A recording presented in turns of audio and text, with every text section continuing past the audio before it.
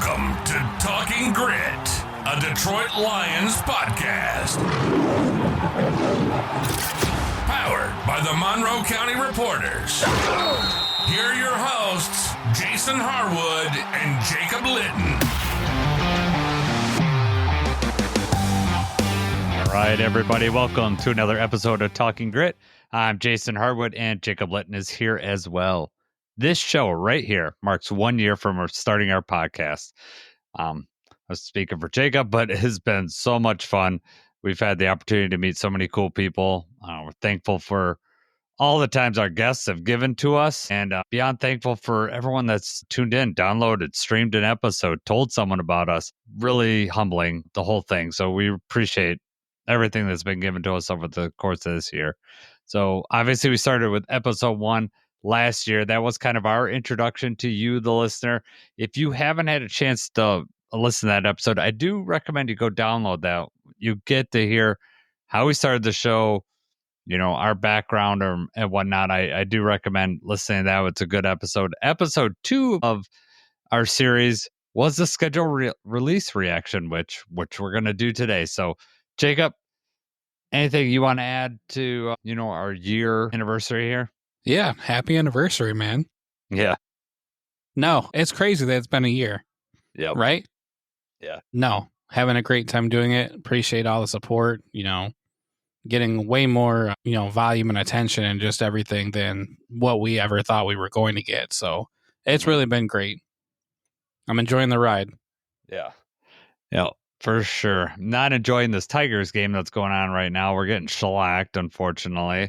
Yeah, I was at baseball with Milo, so I did not get to see the beginning of it. But did the starter get injured? No, Gunther, so or how it is a bullpen day. So it started with, but he didn't Gunther. Did he get an out?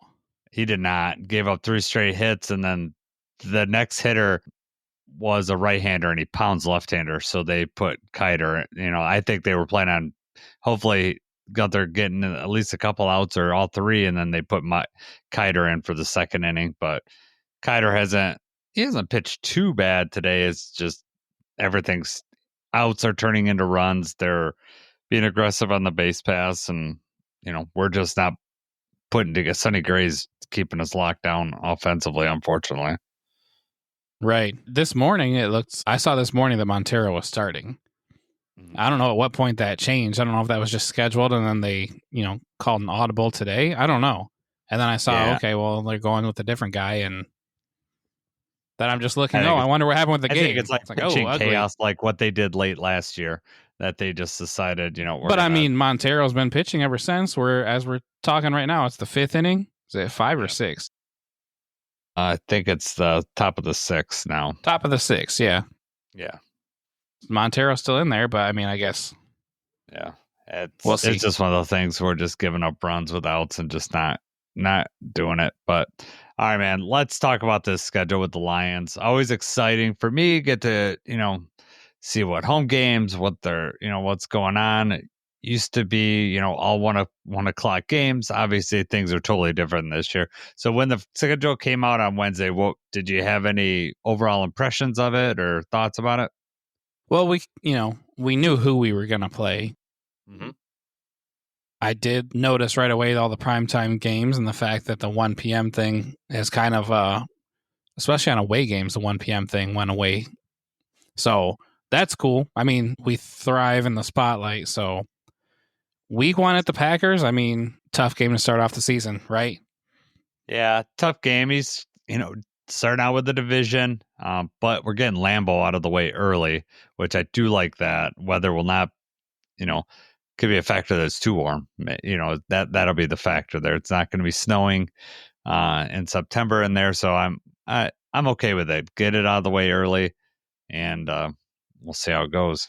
That's true, but so the first 2 weeks of the season we start at Green Bay, and then we have home versus Chicago, and then at the very end of the season we end with 2 divisional games. So that's at Minnesota, and then the very last game at Chicago.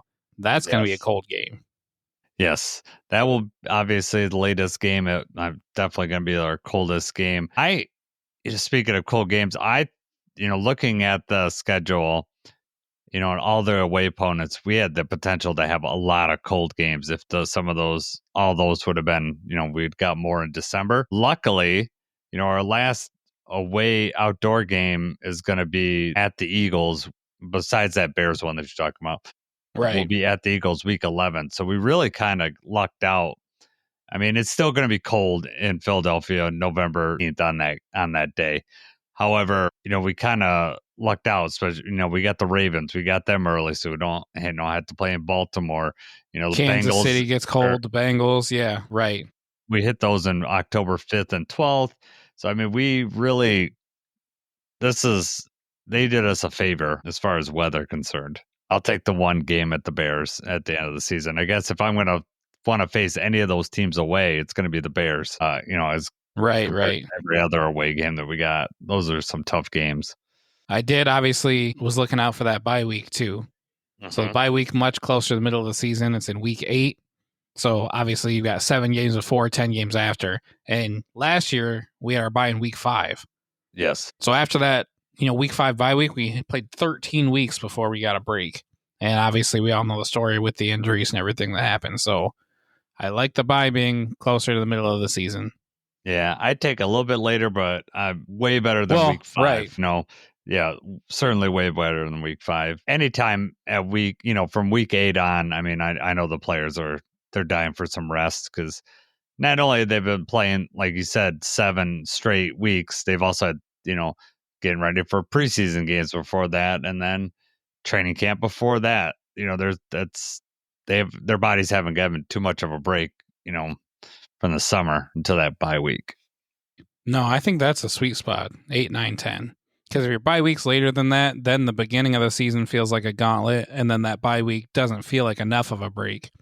But then it also kind of throws you off your routine, off your game right as the end of the season when you should be rallying. So yeah. So you mentioned primetime lines, 12 nationally televised games.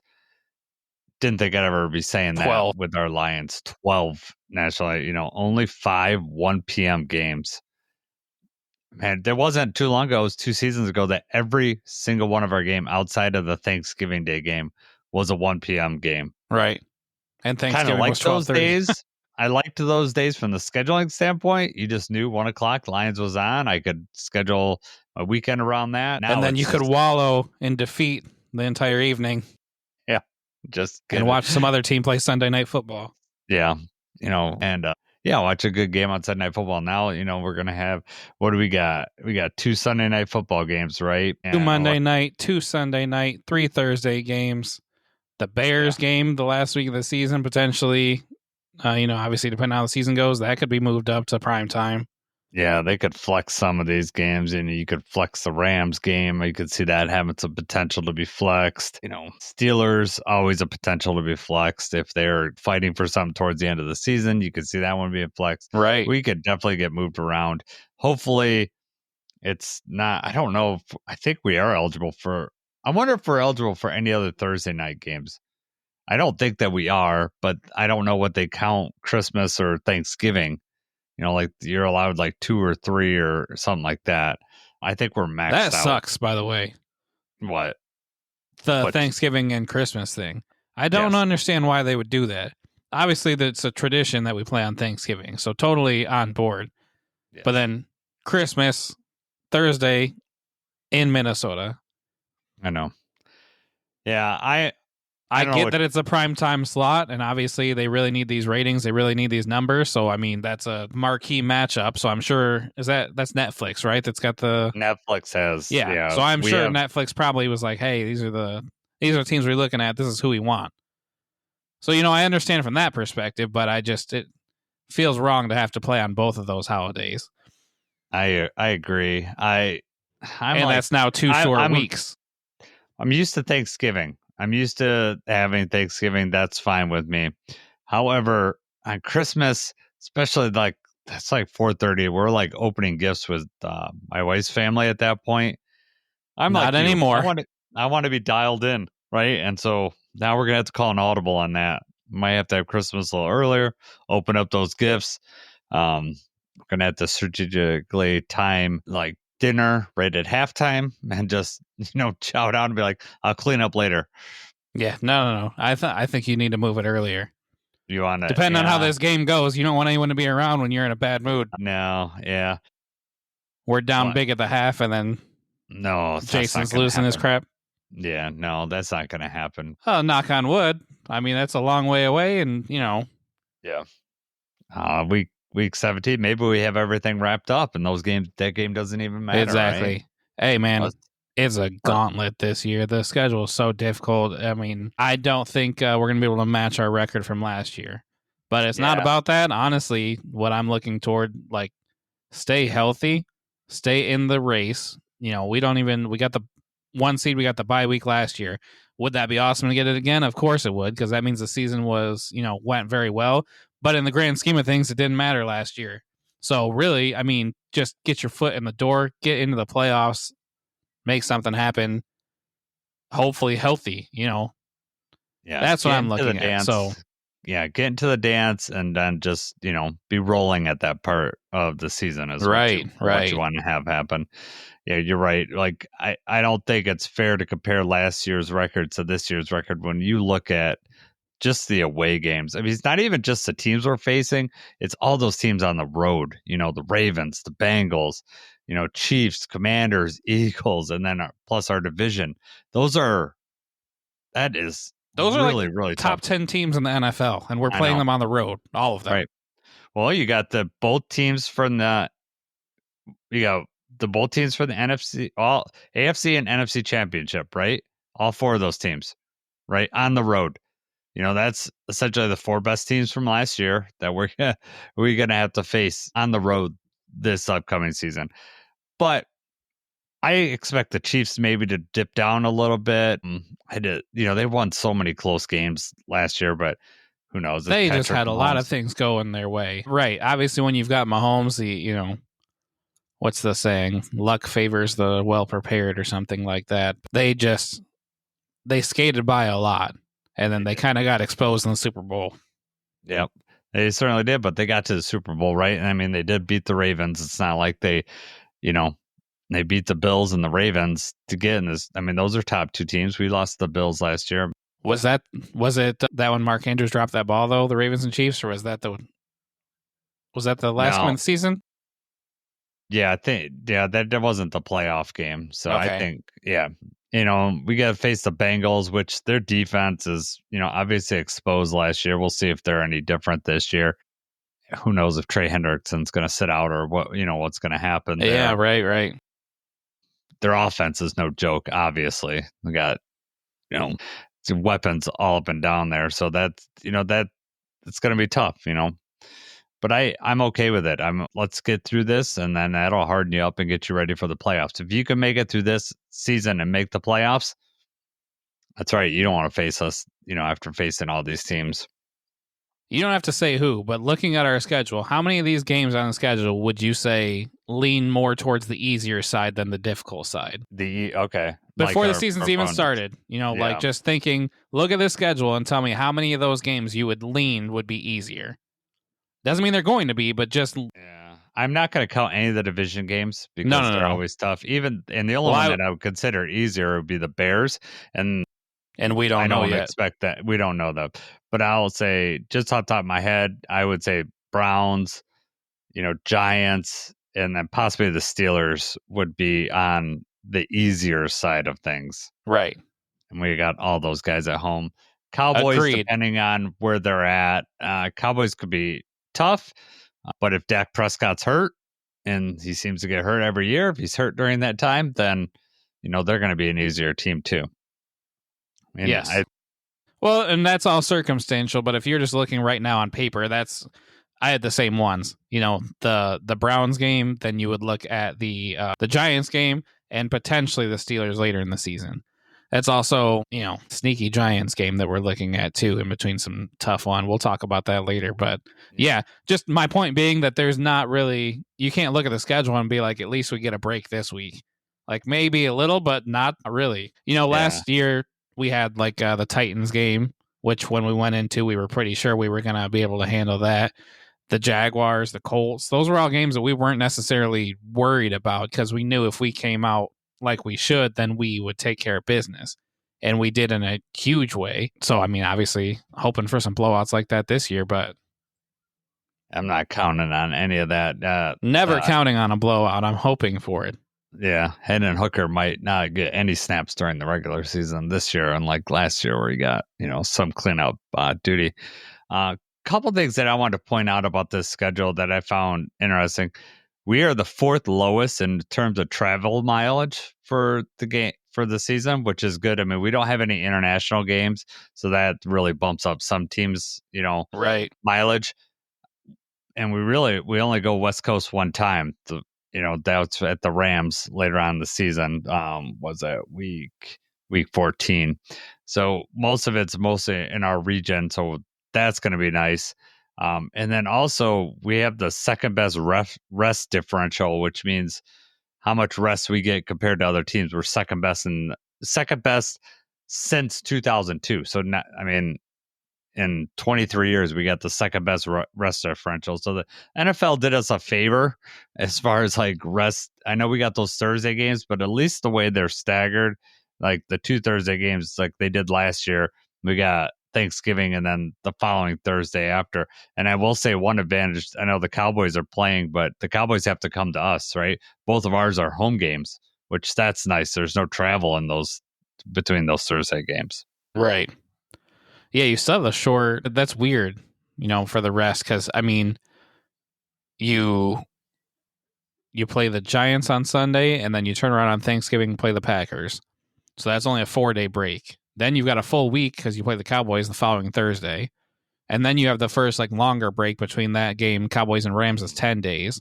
Yep. But then you have the Steelers game is on a Sunday, and then on Christmas you have the Vikings. So that's another 4-day turnaround.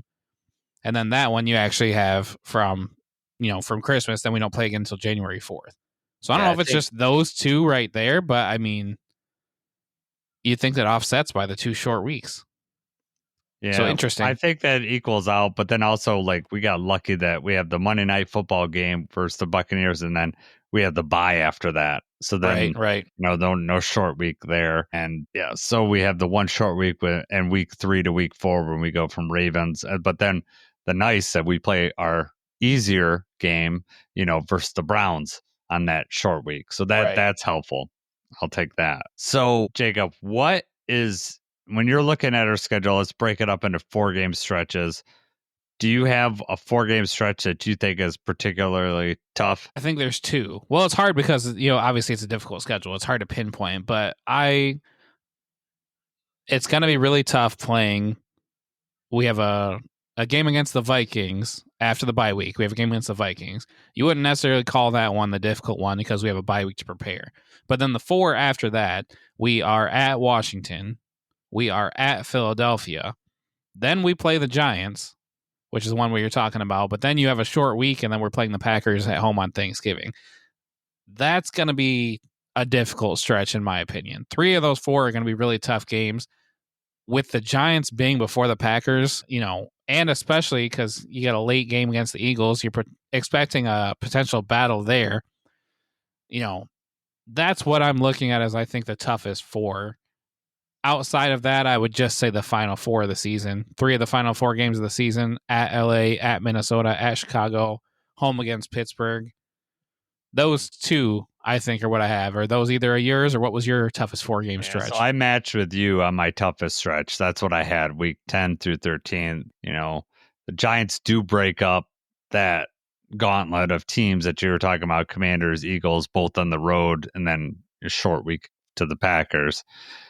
Playing any divisional game on a short week, that stinks. Playing the Packers again on Thanksgiving. I just want one season with my season tickets that they play them on Sunday, even 4:00. Just give me that. I haven't been able to go to a Packers game because it just doesn't line up with my family and with the way that we've been playing them. So I would please next year just give them a 1:00 or a 4:00 game in Detroit. But anyways, the other stretches that I had were weeks 3 through 6 at Ravens, at Bengals, at Chiefs. The Browns split that up. They're in the middle. Right. And then weeks 6 through 10, we're on the radar too because you got at Bengals, at Chiefs, Buccaneers, and then Vikings. but then you got a bye week that breaks that up. So we've kind of, when I looked at the schedule and I was like, this 4-week stretch, we kind of got lucky in the sense that there's an easier team in the middle of these really tough 4-game stretch. And I'm not saying the Lions could just take a week off. They can't. You can't afford to take a week off in the NFL. But it is nice that, like, of the easier games that you and I targeted at the beginning of this podcast, it's in the middle of these really tough stretches. And that's, that'll help the Lions out, I think.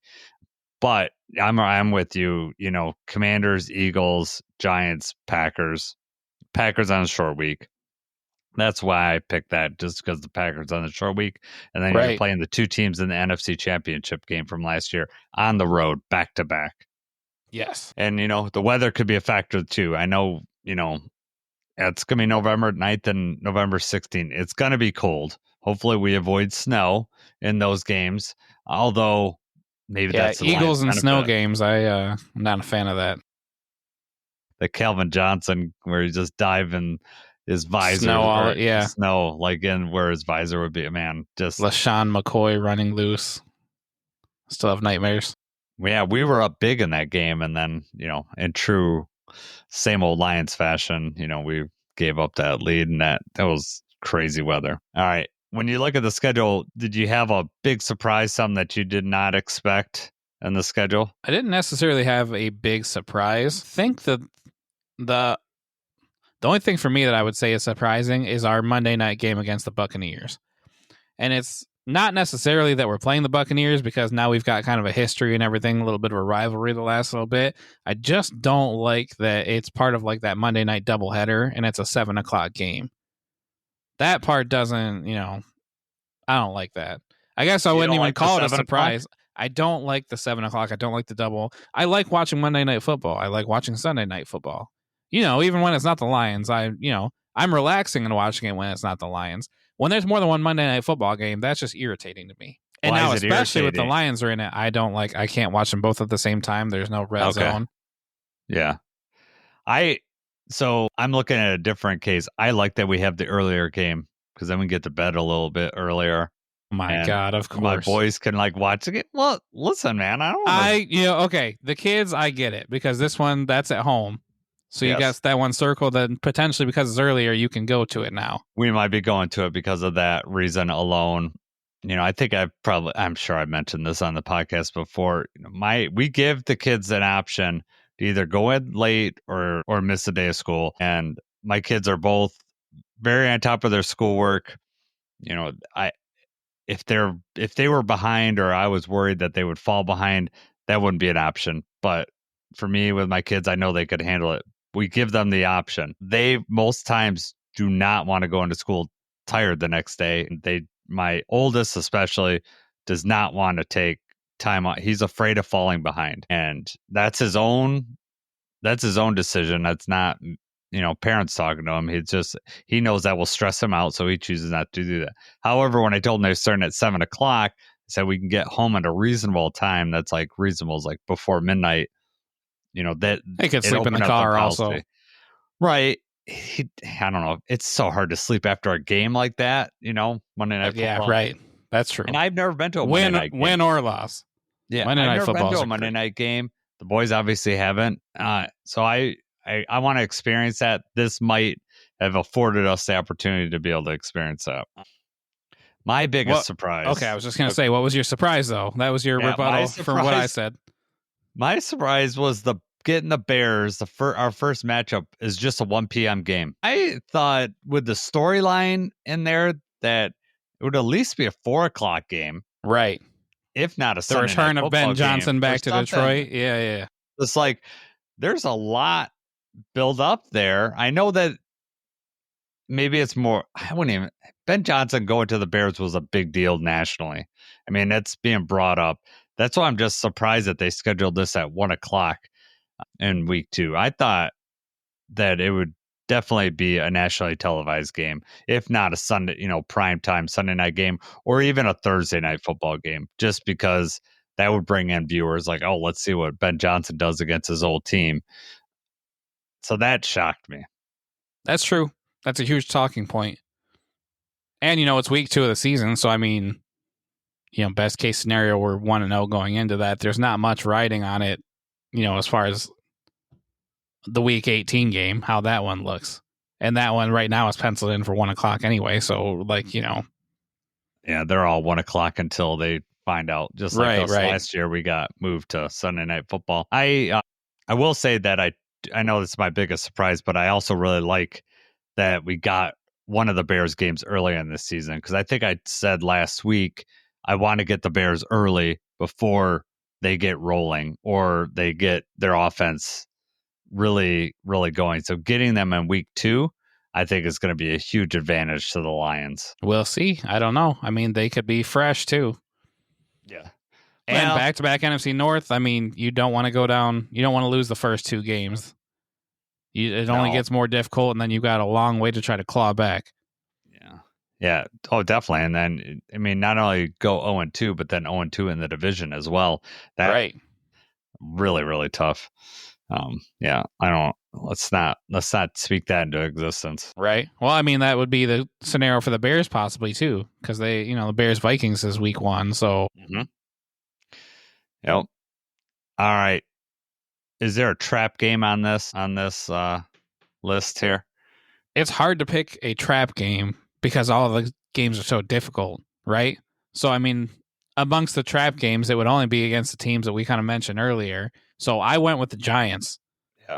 Yeah. It's week 12.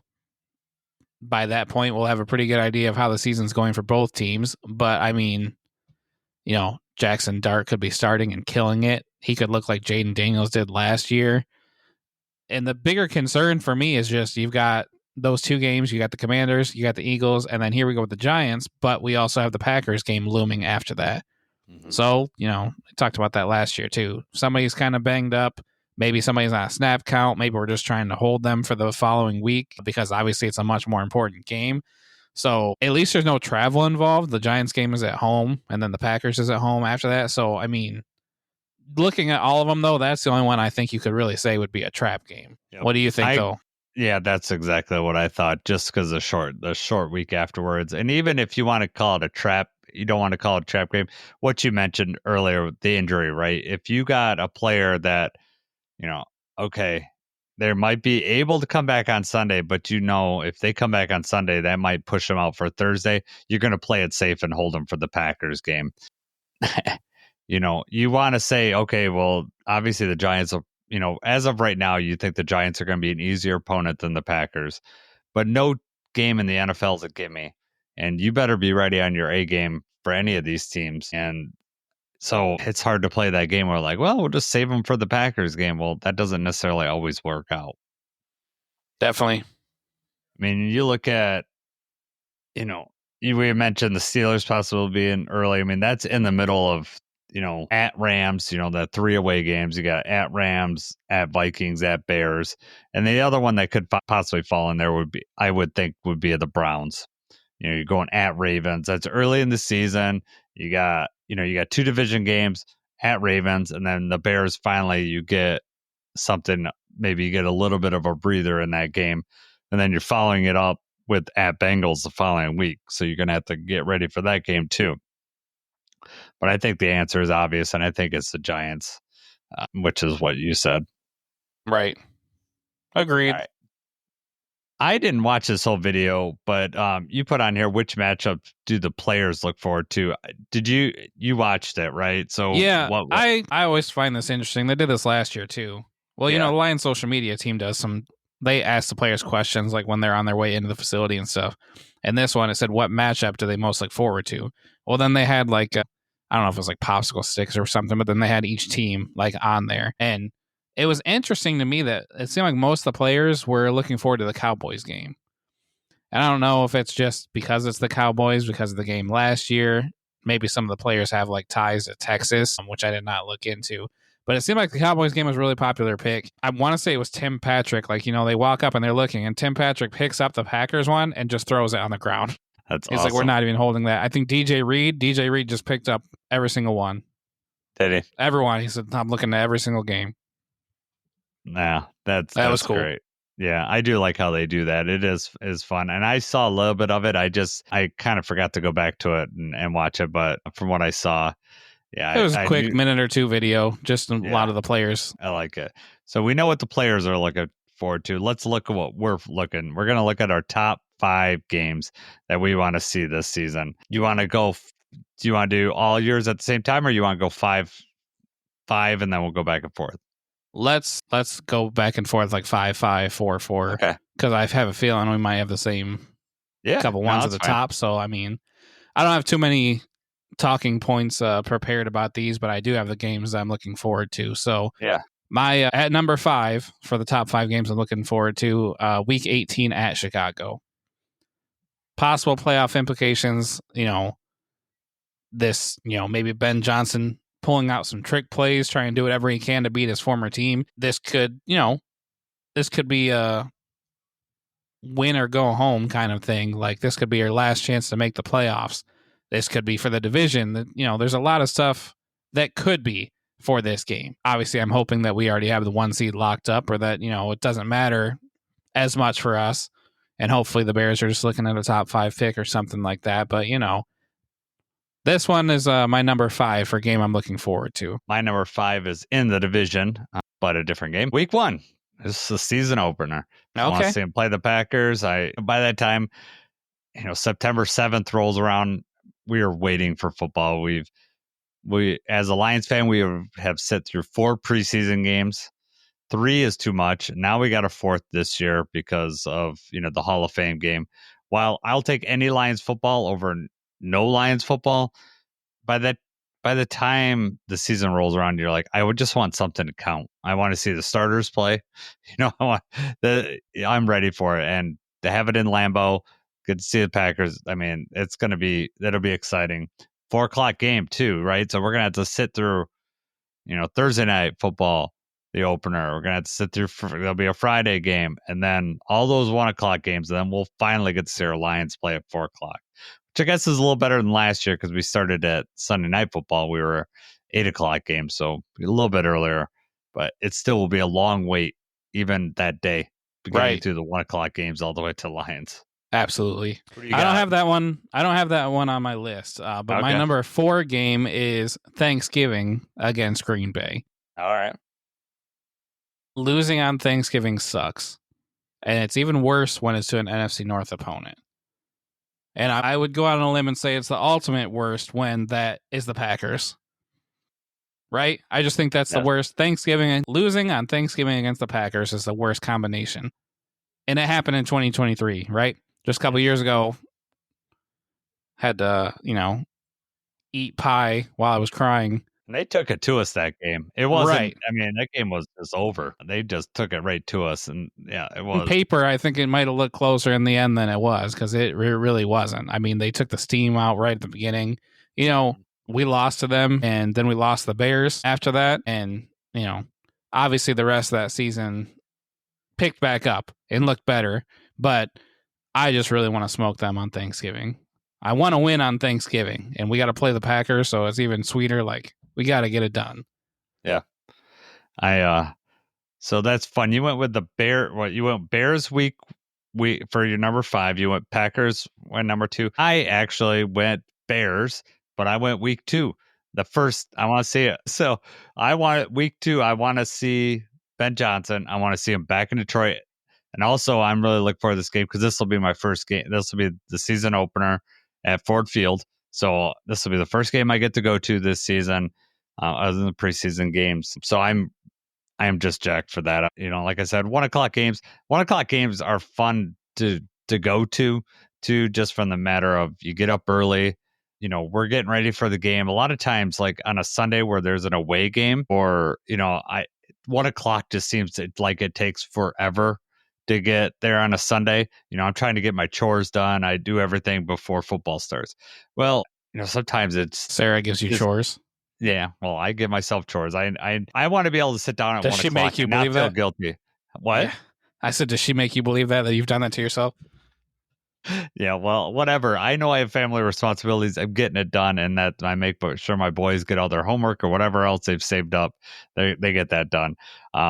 But also, when I go to a game, we're getting up, we get up kind of early, then we leave around 9-ish in the morning. We get up to right when the stadium opens, and then we're hanging out in the stadium and we're, doing stuff in the Ford Field, and time goes by a little bit quicker. So I can't wait for that week 2 game. Definitely. All right. Makes sense. Number 3, what you got? Number 3, I actually have week 3 at Baltimore, Monday Night Football. I couldn't remember the last time we beat the Ravens, so I had to look that up. I don't know if you know this. Do you have a guess for what year that was? I have no clue. It just seems like 2005. It's been 20 years since we beat the Ravens. Should have been that Justin Tucker game. Well, right. I have that on here. The last couple games, we've had a few blowouts, and then mixed in, you've got Justin Tucker's 66-yard field goal game. He had the 61-yard field goal at the end to beat us again. We really just need to take it to the Ravens. That 2005 win, Joey Harrington went 10 for 23, 97 yards, 1 touchdown, 2 picks. Sean Bryson had a 77-yard touchdown run, and we won. Man. That's the only time we've ever beaten the Ravens, actually. Which, I think the Ravens, was that like 99, 2000 was their first year, technically. Yeah, somewhere around there. Right. So, we're looking at maybe 25, 26 years of them existing, and we beat them one time. Until this year. That's going to happen. We got that 38-6 loss to get off our back. Oh, God. Man, that was a downer, too. Like, that really game, was. Like, we did not see that coming at all. Yeah, we were all expecting that to be a really good game. And the thing about that was over like before it even got started. They came down and scored like on every drive in that first half. We couldn't do, what was it, Coach Diddley Poo on offense, who was the Saints coach. He's like, we couldn't do Diddley Poo on offense. Well, that was the Lions. Couldn't do anything, and we couldn't stop them either. It was embarrassing. And people were like, oh, that's the true Lions. Well, we came back and had a really good season after that, but it was embarrassing. And it was something that I was like, oh, God, you just want to be competitive, right? And we were anything but in that game. Yeah, that was the game David Montgomery missed. And it was like, I think Gibbs had a good first half, but then it was just, they scored his first touchdown, and, we were doing nothing at all. Goff throws the ball 50 times that game. Yeah, that was Gibbs. That was Gibbs' first touchdown, as I said. Gibbs' first touchdown that game. It was, you don't want Goff passing 50 times in a game. At least not in that situation. That's not Lions football. All right, my number 3 pick is actually staying in that division, but I'm going at Cincinnati. It's going to be an offensive game. I'm looking forward to seeing what we do, how we, stop Burrow, how we can stop Jamar Chase, T. Higgins, all the weapons they have over there. And, I'm looking for us to put up a bunch of points too. And that'll be a lot of fun. So 4:00 game, again, will be, nationally televised game. I think everybody will be waiting for that. We'll see if we get Jim Nantz and Tony Romo, I'm assuming. Yeah. Maybe, or maybe it's the NFC guys. I'm not Tom Brady. That made me think that we're going to get Tom Brady. I just don't want. Just let him ride off and be with the Raiders. I don't know. Maybe he'll do better this year. Maybe he'll get better, but he was just not very good last year. No, I don't ask much out of the color commentators and stuff like that. Just don't be annoying. Well, the problem is that Greg Olsen was plenty fine in that spot before in the number 1 spot. Right. It's not like they needed to make that change. I liked Joe Buck and Troy Aikman before that. Obviously, they moved to ESPN. I think that they call a game fine. I don't agree with everything they say, but they're tolerable, and that's all I want from my play-by-play people. I want some tolerability. I like Jim Nantz. Just don't be annoying. Right. Like, I like, and Nantz. I get the level of difficulty, especially after doing this, for them to try to have to, they know what game's coming up on whatever Sunday, 4:25, whatever it is. They got a full week to try to prepare, talk, interview with some players and everything, try to learn as much as they can about the team. But I can't think of any examples, but there's still times where I watch Lions games and I'll hear some of the stuff they're saying. It's like, man, he couldn't be further off. Like, they're just missing with these opinions. Like, that's not the case. Well, there's a lot of national talking points, and if you don't do your due diligence and you just, you could just bank on those, and I get it. That's You're what doing Stephen A. Smith live. does. Yeah. Well, yeah. Well, he also does that with a big scream so that everyone notices him. And, if you're saying something really loud, like if I say something really loud, it's really important. No, it's not. It's just, Loud noises. yes, Anchorman. Got it. All right. What's your number 2? Number 2 game, Week 10 at Washington. Need payback for the playoff loss. We've got to go into their house and take it to them. Yep. I'm right there with you. That's my choice too. And I'm probably thinking our number 1. You had that at number 2 also? I did. Yeah. Yeah, we finally matched there. Yeah, we got to get retribution, and it's going to be on the road. I know it's going to be tough. The Lions are going to want payback. That's how they operate, and I'm sure they have this date circled. They won't look ahead to this game, but when it comes, they're going to be ready to play. Absolutely. Outdoors. The Command This guys have invited us out there if we want to tailgate with them. I doubt we're going to be able to take them up on that offer because we, have families, but that would be sweet though. It would be sweet. And it'd be nice to, look at Dev and tell him we got him this time. Cause, I was on their podcast a couple weeks ago. Dev is a Knicks fan too. So not only did his team, he knocked the Lions out, then, Jalen Brunson and his Knicks knocked us out.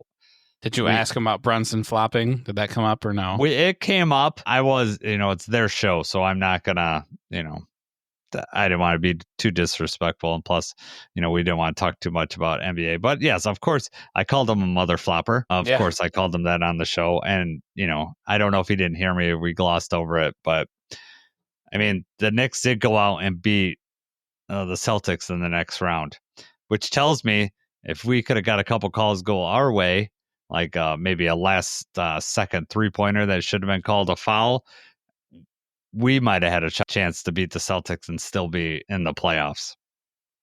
Yeah, I don't know. The Knicks just had a way of playing down and crawling back every time and going on runs and just taking games over. And then once Tatum with the Celtics, Tatum got hurt, I knew like this is over.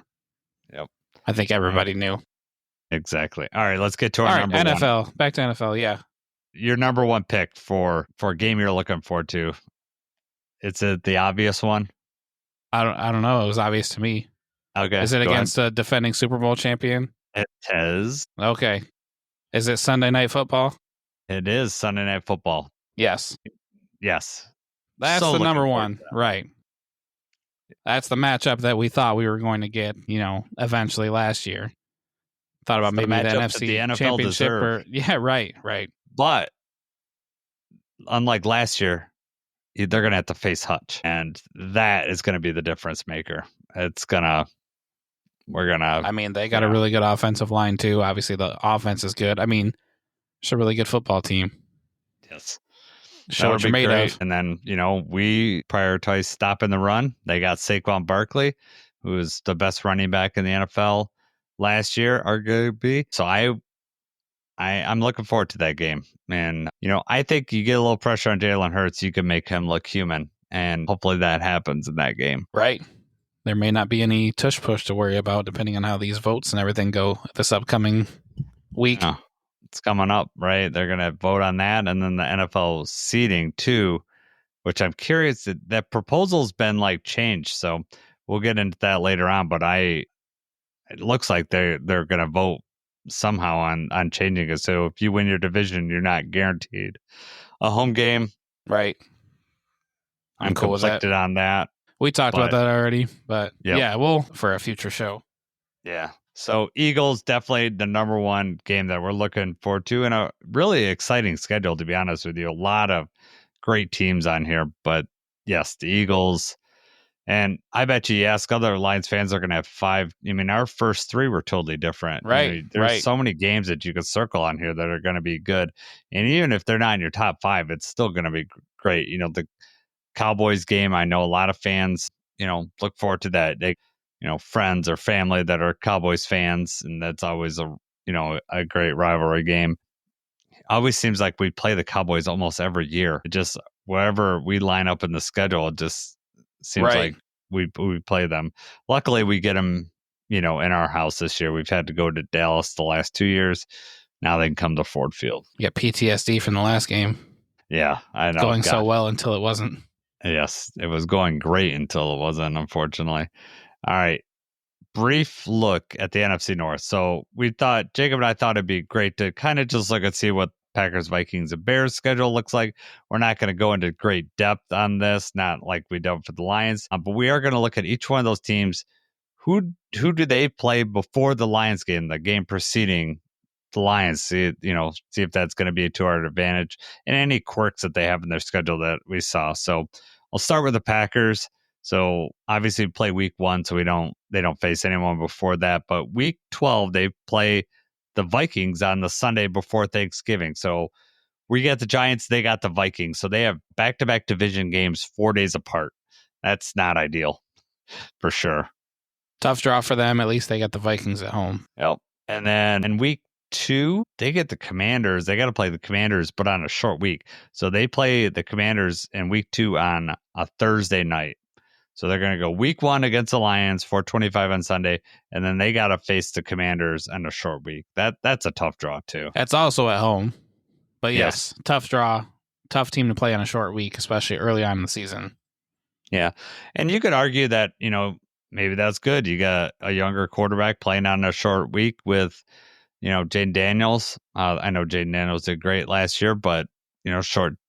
He's got to travel. That may be to their advantage, but playing a tough team like that on a short rest, that's not great.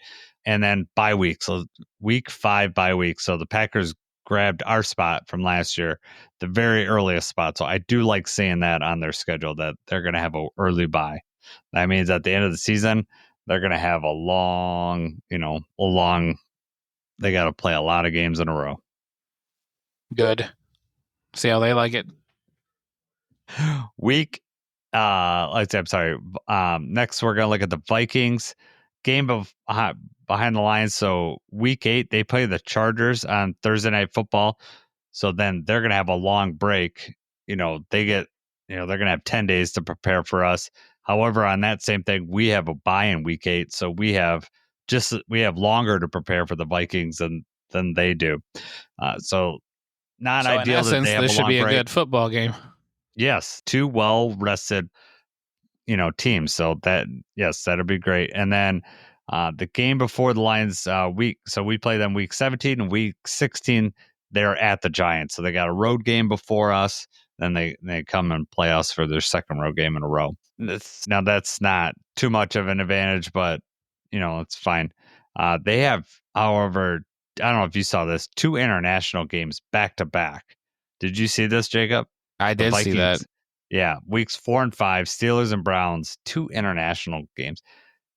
I'd be pissed if I was a Lions fan and we had to play 2 international games. Wouldn't you?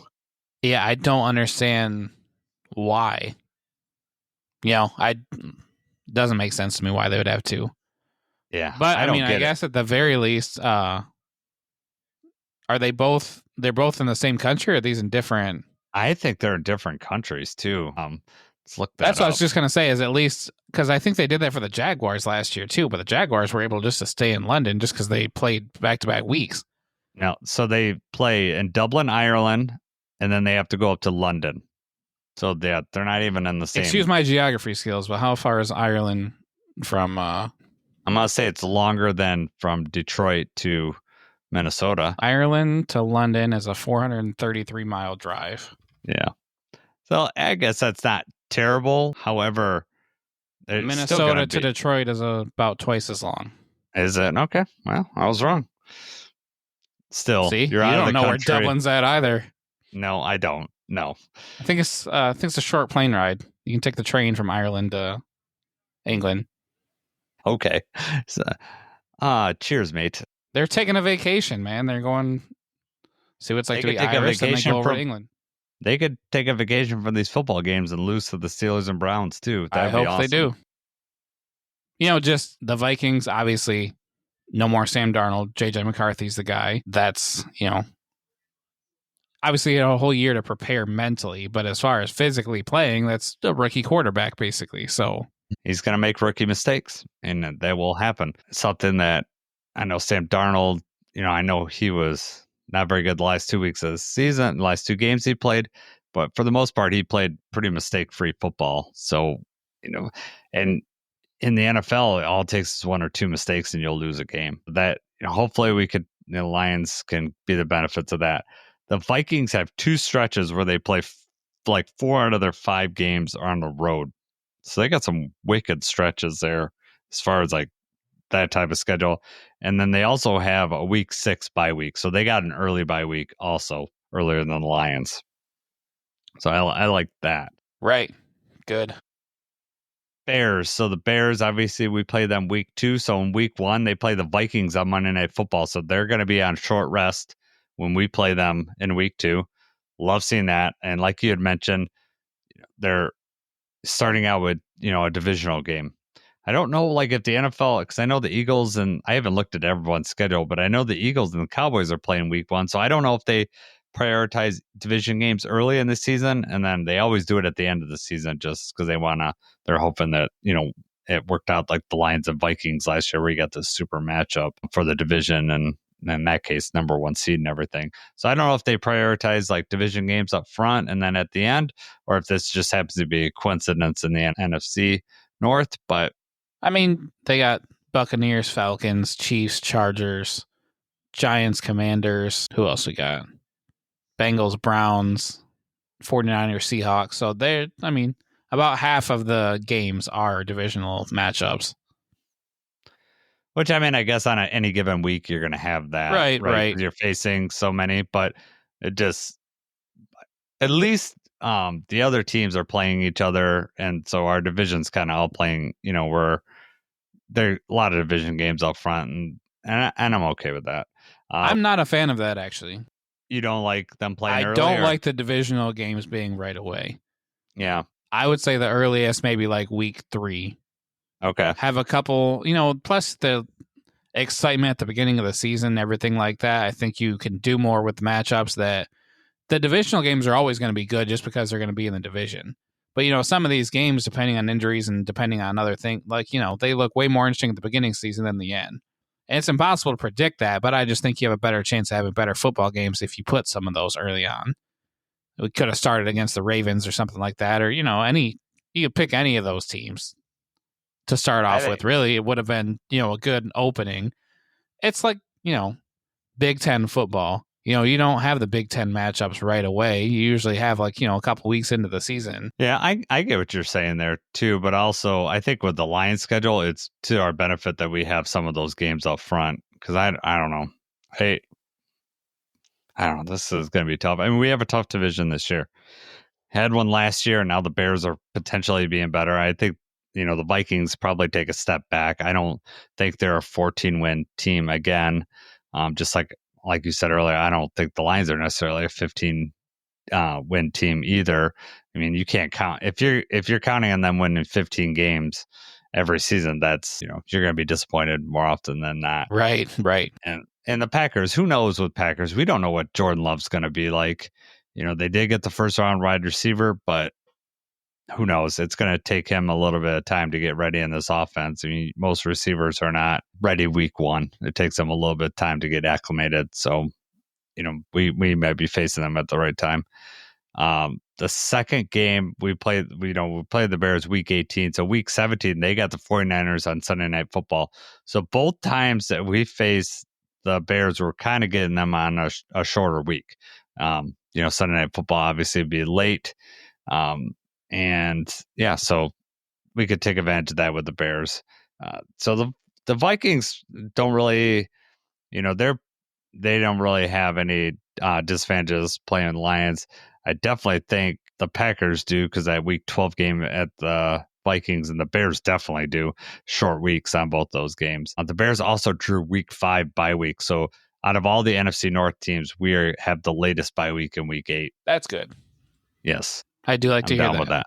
Yes, I'm down with that. So Is there anything else you want to talk about with the NFC North before we move on? No, I think that you were right that the Vikings are going to take a step back, and the Bears, I mean, on paper, it looks like the Bears have made all the right moves and done everything they could to be competitive this year.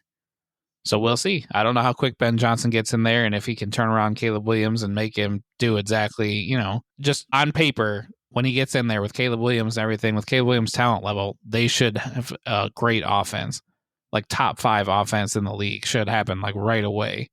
But will they all be on board? Will they all can they instill that offense? Can they all work towards the same thing? It took a while for the Lions, to build everything up and for everything to start clicking. So yeah, I think it's going to take them a little bit. Caleb Williams could end up being really good, but who knows how that's all going to line up. But they're still going to have to gel as an offense. Ben Johnson was he didn't come in and just all of a sudden we were an offensive juggernaut. It took that second half of his first season for us to really get going. And then, obviously he was going from there on. But also, it remains to be seen if he can be a head coach. And it also, Dan Campbell's influence on this offense, I don't think gets enough credit.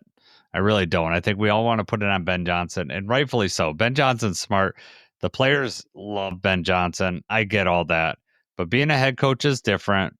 And he's going to have, he's not going to only be working with the offense. He's got to have to run the show. So depending on how much he wants to be involved in the defense and stuff like that, we'll see. Caleb Williams is still young. He's not going to pick up that offense as quick as I think Jared Goff picked up. He was a veteran quarterback by the time he went to Lions. He knew what he liked in the NFL. And, once we started getting some talent around him, then it started to work. Let's speak of another quarterback. We'll move off the schedule. Just some big NFL news. Brock Purdy signed his contract this year. 5 years, $265 million, 181 of it guaranteed. Jacob, thoughts? I mean, we kind of talked about this before. Like, they really were just the 49ers were just in a really impossible position. Because do they want to just take, obviously he was Mr. Relevant, so he was really late in the draft, but do they want to take another stab at a draft pick and hope that they can recreate that same thing? Or do they want to pay this guy top dollar? I think their hands were kind of tied. I don't know how the negotiations went, but I believe that puts his average year at the same as Jared Goff, right? Or It does. very, very close. Yeah. Yep. And I think Jared it's Goff. a much clearer decision that you'd rather have Jared Goff than you would Brock Purdy. Right. And the thing about Brock Purdy is, you've already lost Deebo Samuel, right? Are you going to be able to, is Brock Purdy going to be as good with less weapons around him? Now, next year, it'll be, assuming Christian McCaffrey is healthy the whole season, that'll really help them go. That'll just really help the offense go. All right. You have any idea? So he signed this huge contract. Do you have any idea how much money Brock Purdy has made in his 3 years in the league right now? I remember in the Super Bowl, they had talked about that. I mean, it's not much at all, right? I mean, there's hardly any guarantee for where he was drafted. $2.8 million is what he's made so far. I would have thought probably a little bit less than that, actually, but. And so he was drafted in 2022, as you just said, the last pick in the draft. Trey Lance was drafted, very early on, in I know where 2021. And so how much do you think Trey Lance has made in his career to this point right now? Top 3 pick, I don't know, 20 million? 0.1 million. Trey Lance, who is on his third NFL team right now, has made 34.1, whereas Brock Purdy, who's, depending on where he's at in the league, top, maybe a top 20 quarterback. I don't know where you want to put him. Some people will say top 10. Before last year, they would have had him way up there. Everyone's opinion differs on him. But regardless, he's definitely had a better career so far than Trey Lance by a long shot. And Trey Lance has made $34.1 million. Do you know how much that Brock Purdy pick saved Kyle Shanahan? If he does not pick Brock Purdy, then that Trey Lance thing, especially all the picks they gave up. I mean, they gave up 3 first rounders to move up to get him. and then they traded him like on his third year on his contract. That's insane to me. $34.1 million. It's the way this draft works, right? It's just crazy for them to have missed so badly. Yes. Just terrible. Speaking for the 49ers as a whole, the 49ers have been spending money and re-signing their players. Kittle had the contract extension. They just earlier today, I believe, they re-signed Fred Warner, gave him another contract extension, which is obviously well earned. But he's the highest paid linebacker in the league. I mean, you didn't play very well last year, and obviously, like you said, you had the whole McCaffrey injury thing. But there's no more Deebo Samuel, so where do you? And now you've got all this money tied up. You were able to do these things before because you were paying Brock Purdy so little. And now you're paying Brock Purdy top dollar. So now your hands are tied elsewhere. You can't only throw it to George Kittle. And you can't rely on McCaffrey to touch the ball 300 times a year. Yeah. You got Ayuk. I don't know with Ayuk's injury, I don't know when he's going to be back this year. Well, and Ayuk had that whole thing where he was basically 1 foot out the door before. I don't remember. They did sign Ayuk, right? Did they give him another deal or no? Yeah, they gave him a deal last year. That's why he came back. And it was a big one, though, was it not? I don't have that in front of me, but... I don't think it was quite Amon-Ra money, but it was, it's up there. But, yeah, I don't know. I like the Lions contracts and how they do things. And I'm much more, if you talked about even for the money, I'm much more comfortable having Jared Goff than Brock Purdy. Jared Goff's, 100%. Yeah, Brandon Ayuk makes $10,000 less than Amon-Ra. Okay. 76 mil guaranteed. Amon-Ra got 77. But there's more fully guaranteed money in Ayuk's contract, but their average per year is essentially the same. Yeah. Which I'd rather have Amon-Ra 10 times over. Exactly. So, Amon-Ra's a little bit younger than him, too. So, yeah. But now, here you got all this cap space tied up in Brock Purdy and a couple guys, Yeah, exactly. It'll be interesting. I mean, they were kind of stuck, and as Brad Holmes said, it's much easier to get worse at quarterback than better at quarterback. But you're going to live with the reality of limited weapons at some point.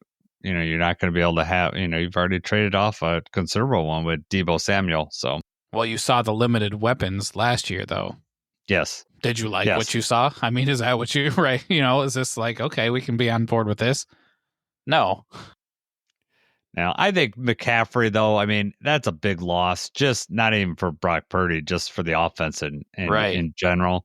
So, I don't know if it's fair to categorize that, but yeah, you're definitely going to notice it, and we'll see how it goes. I just think it was interesting, and I think, you knew he was going to get a contract. Actually, this one might be a little bit lower than I thought he might get, because they tend to just keep building on each other.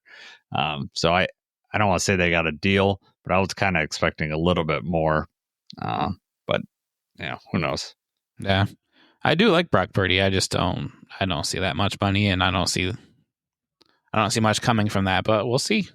Yeah, he already proved he can win when he's got a bunch of all pros around him. Yeah, well, he's gonna have one less this year. So all right, man. Tigers are definitely not coming back in this game. It is now 10-0 . So it's going to hurt the run differential. Yeah, that's going to hurt the run differential. My phone goes to sleep after a certain time. So my phone's just lying to me. It says it's 5-0 and there's no delay. Yeah, I appreciate that iPhone. I'll just go to bed with optimistic. Yeah, just go. They could come back. Just a little grand slam. They can always come back. On them. Yeah. They've done it before. They have. Maybe not 10-0, but 10-0's a lot to ask. I think this would be Kenta Maeda time had they not cut him. 10-0. Right.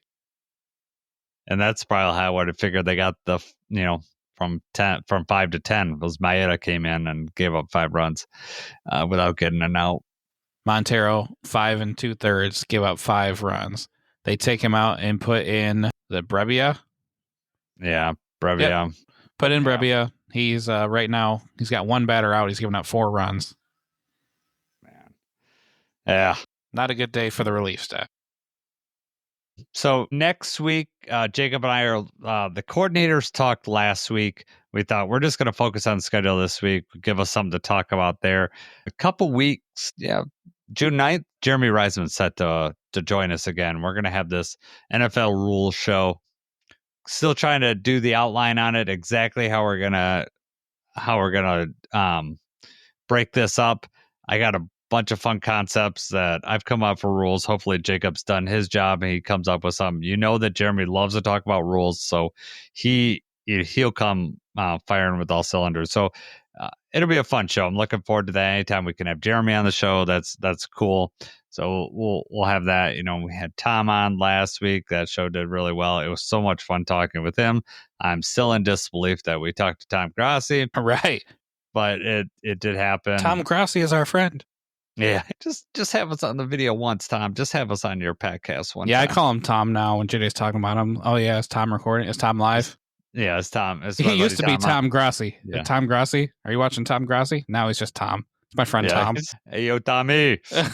All right, man. Well, it's always fun. I look forward to our chats every week. It's just fun to you and I get to focus on a lot of time. You know, we're so involved with our family. You had kid sports earlier. I was outside pitching to my boys earlier. You know, always doing stuff. It is very nice to focus on the Lions and focus on you for at least an hour each week. So I do appreciate that. For sure, man. Yeah. 1 year. Yeah, 1 year and keep on going. So I don't work with you tomorrow, but on Wednesday I'll see you. So I'm looking forward to that. For one of the final times before Jason leaves. Before I start working at home. HR didn't give him a choice. Said he had to get out of the store. Hey, that's unsubstantiated. That's nothing. There's no, we can't talk about it. He had a closed door meeting and now he's remote. Came out sheepish. Yeah. No, this will be a good thing for my family. Absolutely. Congrats. And so it'll be cool. I will miss talking sports with you, but I think it maybe make our show better because we'll be fresh and we'll have all these ideas. We'll be talking about it all for the first time live. Yeah, exactly. So, all right. For Jacob, I'm Jason. Let's go Lions.